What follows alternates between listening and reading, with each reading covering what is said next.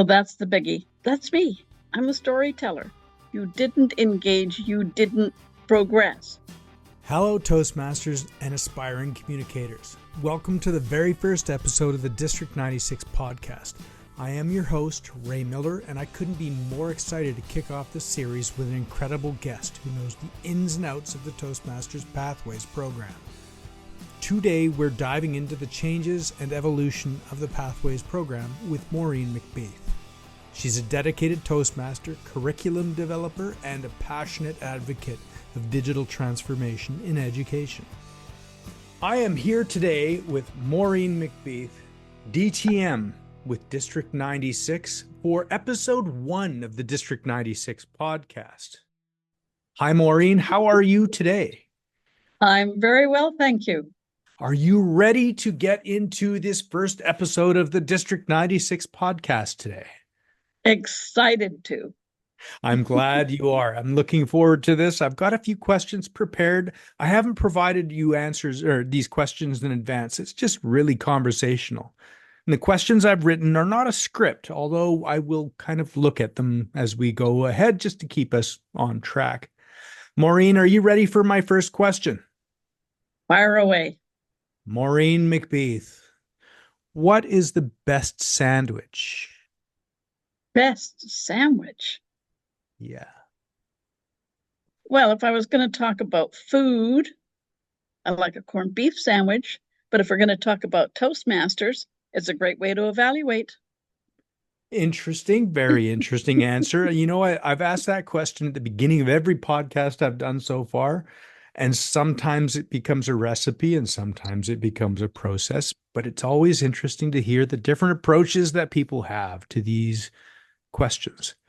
When did you join Toastmasters for the first time? What was your reason for joining that drew you in? Wow. The reason goes back a long way. High school days, but I didn't get around to it until 2006, October 2006. In high school, I was still entering speaking contests, the ones put on by schools. I'd been doing that since the 5th grade. But when I was 17, 18, I found out that Toastmasters was only for men. And I thought that was really bad. Now, apparently there was something called Toastmistresses. My friend's mother was the head of it in my hometown. And it seemed to me they were an awful lot of older ladies who were talking about babies. And I really wasn't interested. And I didn't know how to tell my father that I was becoming a mistress, let alone the nuns at school. I can imagine that would be a very, very difficult conversation to open up. I think only a very dedicated and experienced Toastmaster who knows about public speaking would know how to open a speech like that. So I put it on the side table until I'd actually had a career in teaching and retired.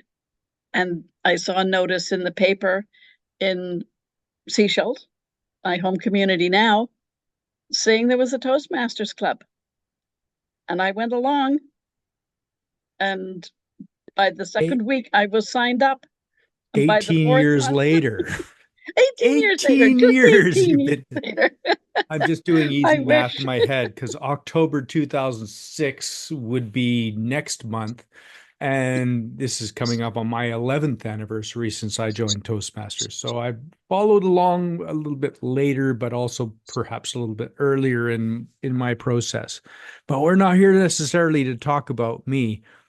One of the things that I always found really interesting, and one of the first ways that I was introduced to you outside of club environment was as a Pathways guide, which in 2018, when it rolled out, was really, really strange to everybody because we were going away from having manuals and books and flip books that you had to keep track of and carry around and scribble in to an online platform that was kind of new to everybody in the Toastmasters world. I'm curious, what was the thing that drew your interest to that new program as it rolled out? Well, when I saw that they were going to change the program for Toastmasters, I was very curious. my background is in curriculum development. I did my master's in education in curriculum development. And when I first joined Toastmasters, I did a comparison in one of my third or fourth speeches, was looking at good educational strategies in comparison to what Toastmasters was doing. And Toastmasters hit everything. It was self-paced. It was self-directed. You had to engage. It wasn't someone giving it to you. If you didn't engage, you didn't progress. There were all of these things, and they provided a mentor, one-on-one, one mentor. Imagine if we could do that in schools. We do provide some mentorship, but not that one-on-one. I took it that they had such a good program. The manuals, easy to follow. With a mentor, you could be guided through. And now they were going to change it. Well, that curriculum development person in me wanted to know upfront, what on earth were they doing? Was it worthwhile? Was I going to be staying? And the more I looked at the new program, and I'm talking about the program, not the delivery system, the program itself, the tutorials, the written tutorials, when we get them on the computer, yes, they're tutorials, but there's a lot of, we read it for ourselves, we can go back and look at it, and it had these skill questions, which allowed us to think about where we're at now and then see where we're going to get to, and then test that out at the end. I started thinking, they've really done their homework on this. No wonder it took them 6 to 7 years to put these tutorials together. It did seem a bit cumbersome that there were so many options. It was like looking at a catalog for a university. There's biology 101, 102. There's all these levels. It seemed a bit much at the beginning, but I thought they're giving lots of variety and we'll see how this goes. And then I took a really close look at each of those levels, each of the things that they were putting together. And I applied to become a Pathways Guide. I thought, I'm pretty convinced on this. Now I want to help other people see what's there. And the more I got into it, and particularly what I was doing at that time was one of the clubs I was in, we were doing the remote club officer training. We had the permission to use computers with Adobe Connect to give training all over the northern part of the province and even into the Yukon. And I thought I could take this to those clubs through that Adobe Connect at that time. So I signed up, took all the training program, and then learned I had to make 100% on the test. What I didn't know is that if you made a mistake, they gave you the test again. But I did ace it.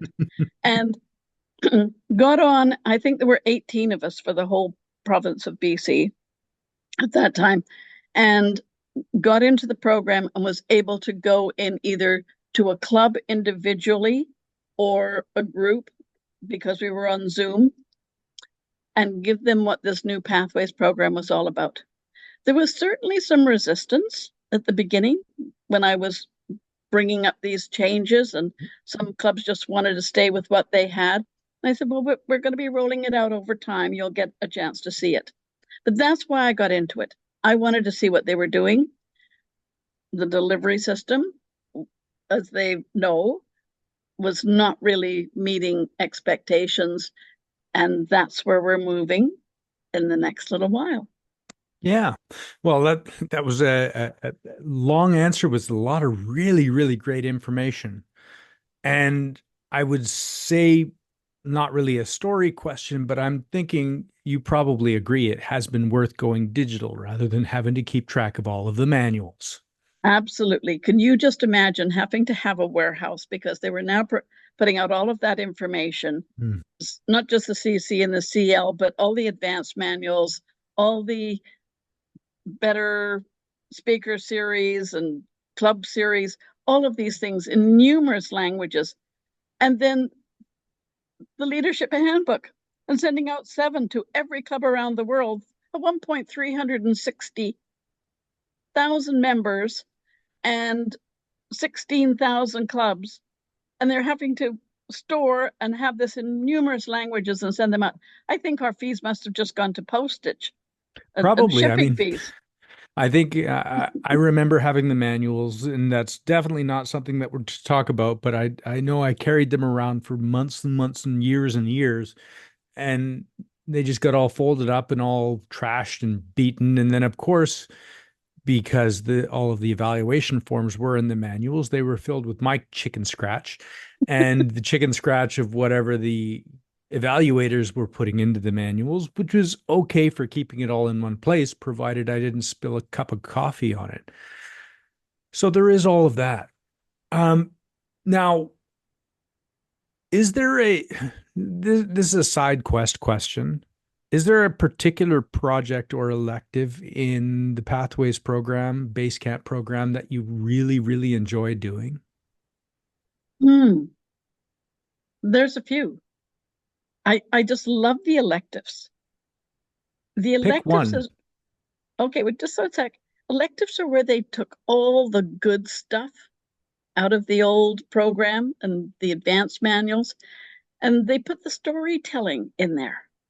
And that's me. I'm a storyteller. So every chance I get, I will pull out that one and do that elective. I think that is that I think that is the elective. That is the perfect elective because I feel like a story needs to incorporate into everything. I build my questions even around that for this.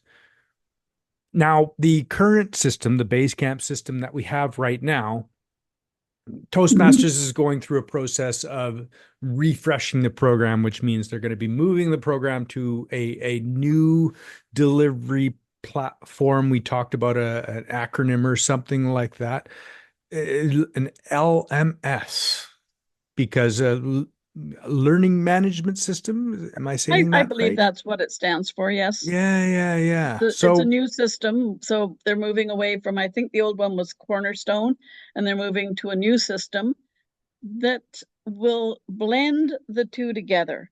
Before we had the Toastmasters website, and they could transfer you over to the pathways. And if you found out the little trick, there's a cogwheel, and under it, you could log out of pathways and it would send you back to Toastmasters. Many people just got dropped and then they'd have to go. Anyway, it was a cumbersome system and it did not talk. They didn't talk to each other. So we had to verify pat completions. And then we had to go over to Club Central and enter the information.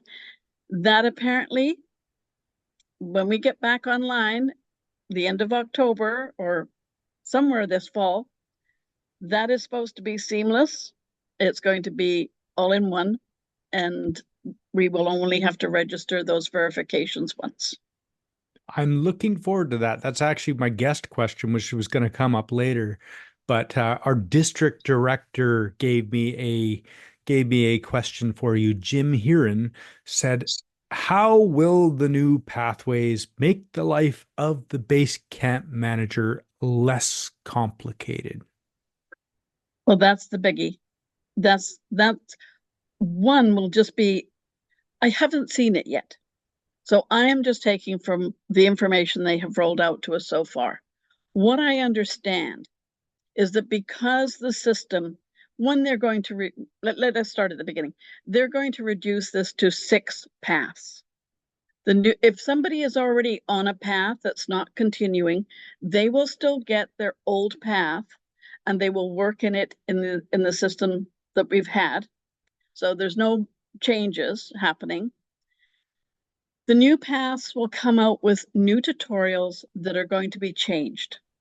The big thing that has tied up Basecamp managers is helping people that just get into loops and they can't seem to get the completion or mark complete.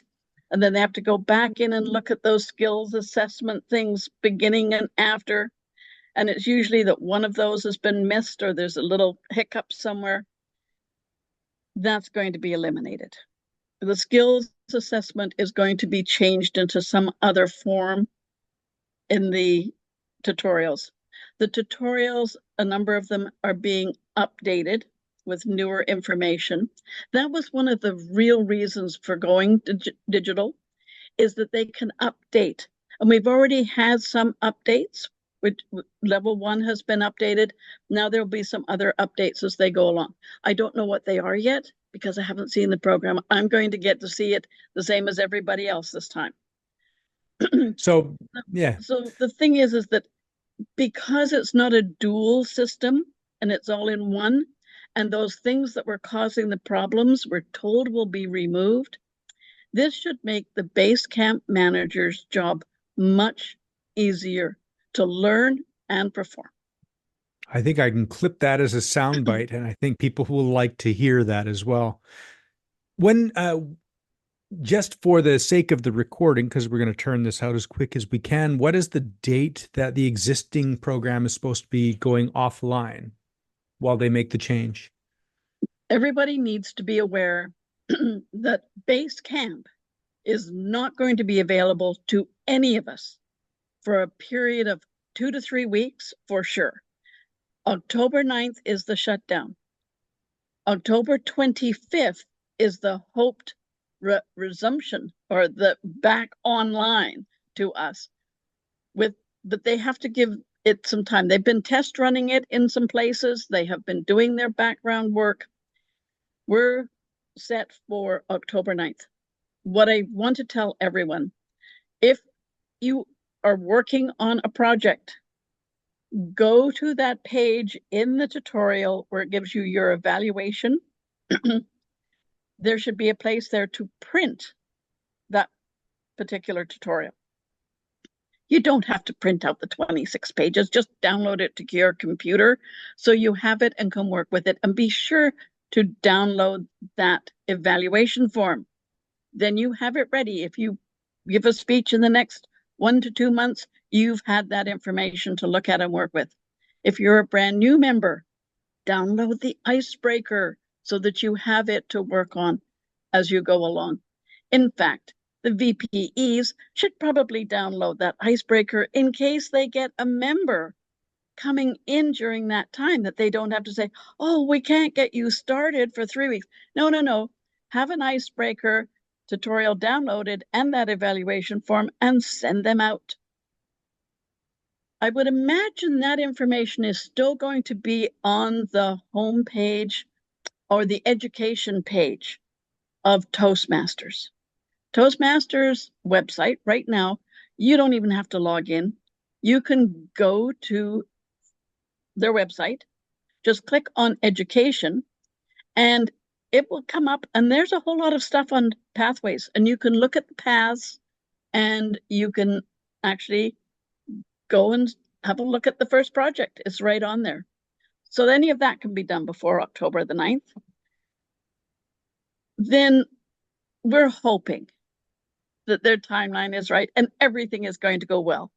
But we know that with computers and these rollouts, it doesn't always work. So plan ahead, maybe pick 2 items, 2 projects you're going to do, download 2 and the evaluation forms, and you'll be set up for October, November, just in case. I like that advice. That's advice I've been giving to my home club for a couple of weeks now, and I'm giving them more information, and I'll be giving more information in this podcast of how to do that, relevant time-related information for what they can do with that. I'm really interested and curious about what the first thing to do when the new system comes online is going to be.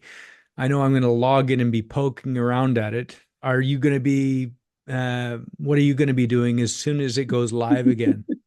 Will you wait minutes or days? I think I might wait a day. I think if we all try jumping on there the moment they say we're back on tomorrow at 9 a.m., if everybody goes on at 9 a.m., we don't want to crash the system. We're hoping it's going to be foolproof, but it might be a good idea to wait maybe later in the day. I know I am very, very curious, but I will have a look and I'm not sure how much of it we can see. We might only be able to see within the path we're in. In some cases, the paths we're in aren't going to change. They aren't going to have the new updates. We'll have to open a new path. So that's one of the things I've been doing. I'm about 5 projects away from finishing presentation mastery for the second time. And what I'm waiting to do is to open up either presentation mastery or one of the others that I've already done so I can make a comparison. Have a look at what did I do there? How did that work? And if I do presentation mastery, then I get a chance to have a look at those. What's your communication style again? And see what they've put in this time. Have they changed it at all? Is it the same questions? And just see what they've tweaked here and there or what is different. I'm hoping that the electives have been pretty much left alone because I think that's the gem. We've got those 4 or 5 that are at the top of each list of level 1, 2, 3, 4, 5. Those are the basics, the icebreaker, and then getting into whatever your path is about. But the electives are all the same. Level 1 is all the same. So being able to look at a new level 1, which we apparently already have, I don't think that's going to change. But then looking at the others, and I'll be opening up those electives to see what they've done or if they've added something new. Oh, and you might ask me about that. What other things are they adding? That's on my list. The things of what other things are they adding? Now we're into the speculation anyway, because it's total speculation at this point. No, we know one thing they're going to add. You know one thing? What is one thing that they're going to add that you're excited to tell me about? I'm really excited because for those of us that have already done 5 or 6 paths, it's getting like, oh no, another icebreaker. But they've come up with something similar to the old advanced manuals, where there's some little gems there to work on. And they've come up with three projects that are exploratory and that you can do these as addendums, extras, that when you've done a path and you're thinking, I want something different, there's 3 that are already listed, and you can go in and it's a project that's going to take you some time. I'm not sure that they're going to be as big as an HPL or a DTM project, but they're going to be fairly meaty and give you some chance to work through something totally new. Interesting. I'm going to have to poke at that. You said that's available already on the system now if you finished a path? It's not available. They have said this will be added with the new system. This will be added with the new system. So something to look forward to. I am really looking forward to that. I'm coming up towards the end of my questions. We've moved through them fairly quickly. I had, 11 questions written out, and I've gotten through 9 questions so far and even asked the question from my last guest. Before we finish, Maureen, I want you to tell me about something that you'd like to promote right now, whether it's your club, whether it's your whatever's going on in Maureen McBeath's life that we need to know about. Well, I'd actually like to promote something that our district is doing. Our club got more excited about this little incentive program this year than we've had, but we always did things that kind of gave us the store money with TI. But after we had accumulated a few $100s worth, we kind of ran out of things that we needed to buy. And the district is working with this incentive program with district bucks. They're actually going to give us money. We are so excited. We've already earned $75. We're celebrating at every meeting. So how do you earn these dollars? Well, if you had, I think it was your 8 members signed up ahead of time, I think it was August 31st or something, or you had 80% of your membership re-signed up by somewhere in September. And if you had all 7 of your executive trained, that's how we earned $75 in cash. It's in an account for our club. Every club has an account. If you complete some of those things that are good for DCP points as well, and then our little club that's got mostly really long in the tooth members, there's 4 or 5 of us that have got DTMs. We've been around a while. For once, we were really kind of excited, and our treasurer really got us going on this. And she said, if we can get the last person trained for the cotch, we've got another $25. Oh, yes, okay, fine. And people were jumping in and making sure that they were doing what they needed to do. And then she sent out a message. Okay, we only need 2 more people to be signed up, and we've got our 80%. We'll get another 25. Oh, yes, those people. It has been amazing that people didn't have to be hounded. They just needed to be encouraged. And they knew that it would not be nice if we did not have this. And now we're already planning an open house in October. So there's my club. Sunshine Toastmasters is having an open house on October the 1st. And it is online. So look up Sunshine Toastmasters, or I'm sure that Ray will put that on the screen somewhere along in here with a link to our club.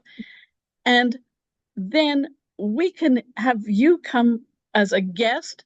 Oh my goodness. And if we get 5 guests, I think that even counts for more. And we want to have an open house and have a really good time. There will be a number of our people in person at Rockwood Lodge and Seashelt, and some of us will be coming in via Zoom. So join us. We celebrated our 40th anniversary this year.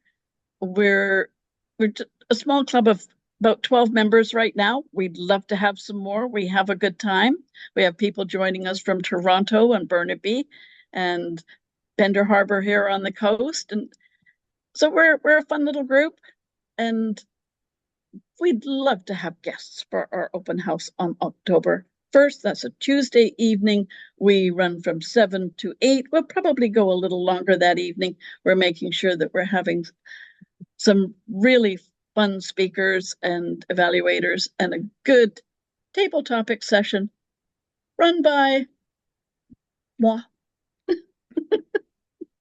I think we know what our presenting sponsor for this episode is going to be, is the open house for Sunshine Toastmasters, and I'll have all of that information in the description below. I'm not sure if you'll have this out in time for that, but anyway. I'll have lots of it out. I'm going to send this one out in chunks. Okay, and also the thing is they can come and join us any Tuesday night via Zoom, because we're always hybrid. Exactly. So this episode will be presented by Sunshine Toastmasters. Information in the description below and at the end, and I'm going to spam it all the way through the edit as well. Maureen, is there anything else that I should have asked about, or should we have another conversation again later? Well, I'll give you something else. What about if we get together again after the new pathways or the new base camp all comes out, and we've had a look at it, and we're getting feedback from the people in our clubs? Let's set a date for perhaps somewhere in November, if it's out, and do this again. And we'll say what we're feeling about that new program. I think it's a date. We'll figure that out offline, off recording. And Maureen, thank you for being my first guest with the District 96 podcast. And I look forward to seeing you again soon. It's been a privilege. And that's a wrap for the first episode of the District 96 podcast. A huge thank you to Maureen McBeath for joining us today and sharing her wealth of knowledge and enthusiasm for the Pathways program. Her insights on the new digital platform and the upcoming changes are sure to help us navigate this transformation with confidence. If you enjoyed this episode, make sure to hit the subscribe button and leave us a review. Your feedback helps us bring more great content to you each month. And don't forget to check out the links in the show notes for more information on the Pathways updates. Until next time, keep speaking, keep growing, and keep inspiring others. My name is Ray Miller, and I'll see you in the next episode of the District 96 podcast.